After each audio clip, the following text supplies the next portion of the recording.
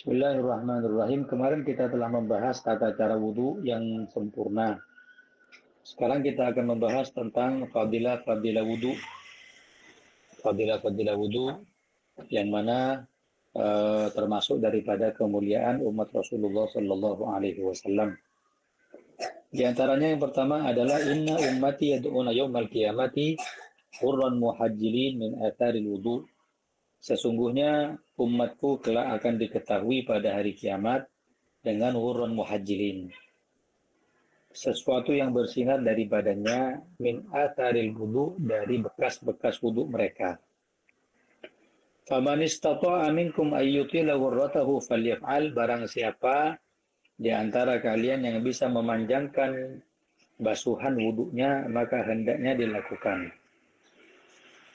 Hurun muhajjalin tadi itu adalah perumpamaan warna putih di dahi dan tangan atau kaki kuda. Kalau ada kuda warna coklat ataupun hitam, terus di kepalanya ada putih, di tangannya sama kakinya ada putih. Seperti itulah perumpamaan kelak di hari kiamat, perumpamaan umat Rasulullah yang anggota badannya bercahaya. Kemudian di antaranya man tawadda'a tsumma qala subhanakallahumma wa bihamdika asyhadu an la ilaha illa anta astaghfiruka wa atubu ilaik kutiba fi rizqin tsumma tubi'a bi tabi'in falam yaksur ila yaumil qiyamati hatta yara thawabahul azim.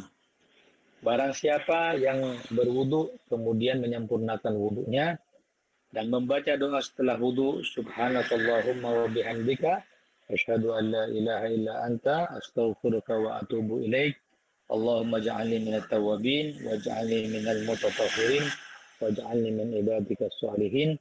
Kelak oleh Allah Subhanahu wa taala ditulis ucapan tersebut di satu kertas, disimpan, tidak akan pernah hilang hingga hari kiamat, tidak akan pernah disia-siakan sampai orang tersebut melihat pahalanya yang sangat besar di hadapan Allah Subhanahu wa taala.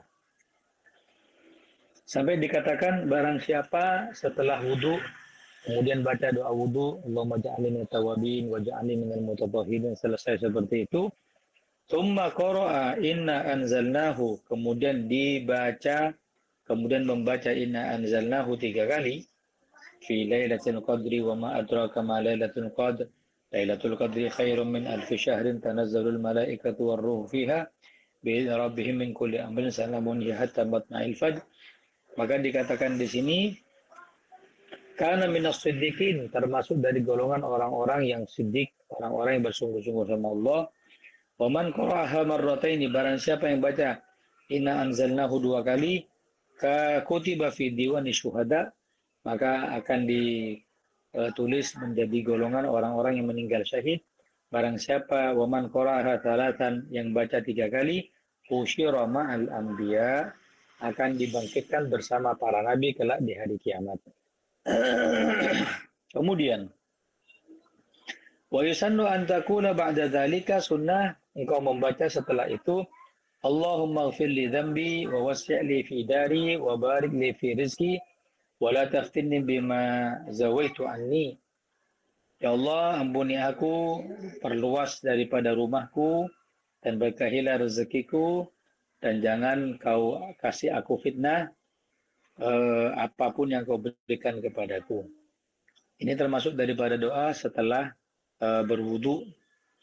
Setelah itu, setelah doa wudu dilakukan, maka disunahkan selanjutnya sholat 2 rakaat yang dikenal dengan nama sholat sunnatal wudu. Sebagaimana Rasulullah SAW, beliau tanya kepada Sayyidina Bilal, wahai Bilal, apa yang mendahului kamu untuk masuk ke dalam surga? Sebagaimana aku mendengar terompahmu, itu mendengar terompahmu sandalmu di surga. Kemudian Bilal mengatakan, la arifu syai'an illa anni ahdatsu wudu'an illa usolli aqibahu raka'ataini. Tidak ada yang membedakan, tidak ada yang mengistimewakan daripada aku, wahai Rasulullah, daripada ibadah-ibadahku, kecuali Aku biasa setelah apa namanya? Aku biasa setelah berwudu, aku itu melakukan sholat 2 rakaat yang dikenal dengan sholat sunnatul wudu. Fa'aqar Rasulullah alaihi wasallam, maka Nabi menetapkan hal itu sebagai ibadah untuk umatnya, dan barang siapa yang melakukannya akan dimasukkan ke dalam surganya Allah Subhanahu wa Ta'ala. Kemudian setelah kita membahas tentang doa-doa wudhu dan kemuliaan daripada wudhu, maka sekarang kita masuk ke dalam bab yang terakhir, makruhatul wudhu, makruh-makruhnya wudhu. Kita telah membahas batal-batalnya wudhu, kesunahan wudhu, fardu-fardunya wudhu, syarat sahnya wudhu. Kita membahas sekarang kemakruhan wudhu. Apa kemakruhan wudhu? Yang pertama adalah al-israf fi sobbi, berboros di dalam menggunakan air. Makanya orang kalau wudhu tadi itu, kemudian basuhannya lebih daripada 3, termasuk dihitung boros. Kemudian ketika membasuh wajah, lalu lebih daripada 3 kali, maka yang keempat itu hukumnya makruh. Atau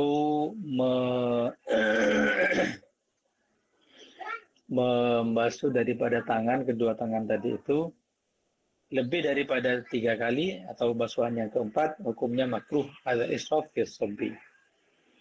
Yang kedua, wattansif bi khirqatin. Yang termasuk daripada kemakruhan kedua adalah menghanduki air wudhu dengan kain. Kenapa? Karena air wudhu tadi itu cahaya, kemudian bisa menjadi cahaya kelak di hari kiamat, dan bisa menghapus daripada dosa. Yang hal semacam itu masih dihapus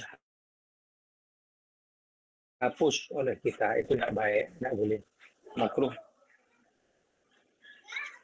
Illa lihajah, kecuali untuk kebutuhan, seperti karena kedinginan, atau wudhu karena air panas dengan air panas, maka boleh tansyif bi khirqatin. Kemudian watarkul madmadah, watarkul istinsyak, makruh daripada wudhu diantaranya adalah meninggalkan kumur-kumur dan meninggalkan memasukkan air ke dalam hidung, hukumnya makruh. Ya, makruh daripada hal seperti itu. Waziyada ala thalath wan naqsu anha, dan menambahkan basuhan yang ketiga atau kurang daripada 3. Membasuh wajah, tangan, mengusap rambut, membasuh kaki, kurang daripada 3 makruh. Lebih daripada 3 hukumnya makruh. Dan banyak kemakruhan yang lain. Ya, di antaranya ngomong, berwudu dalam keadaan berbicara, hukumnya makruh. Berwudu dalam keadaan uryanan, telanjang, hukumnya makruh. Berwudu dalam keadaan berdiri, bukan duduk. Wudu sunnahnya duduk, kalau mandi sunnahnya berdiri, maka hukumnya makruh. Dan banyak kemakruhan yang lain yang meskipun itu tidak berarti batal wudhunya, cuma dia melakukan hal-hal yang sifatnya dibenci oleh syariat kita, syariat Islam yang mulia ini. Termasuk daripada kemakruhan wudhu yang lainnya, diantaranya banyak sekali. Apapun yang termasuk daripada kesunahan, tapi dia menyalahi, maka hukumnya makruh. Seperti menghanduki juga makruh, berwudu tidak menghadap daripada kiblat juga makruh, karena sunnahnya itu wudu menghadap kiblat. Dan banyak daripada kemakruhan wudu yang lainnya.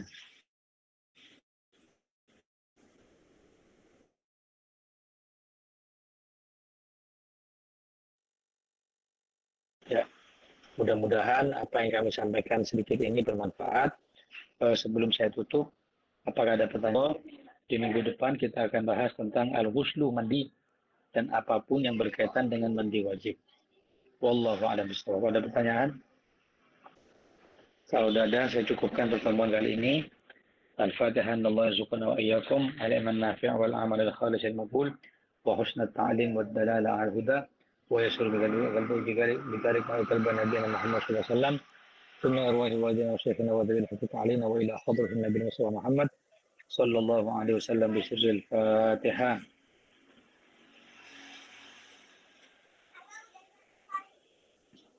سبحانك اللهم بحمدك أشهد أن لا إله إلا أنت أستغفرك وأتوب إليك. صلى الله عليه وسلم محمد وعلى آله وصحبه وسلم والحمد لله رب العالمين. ثم السلام عليكم ورحمة الله وبركاته.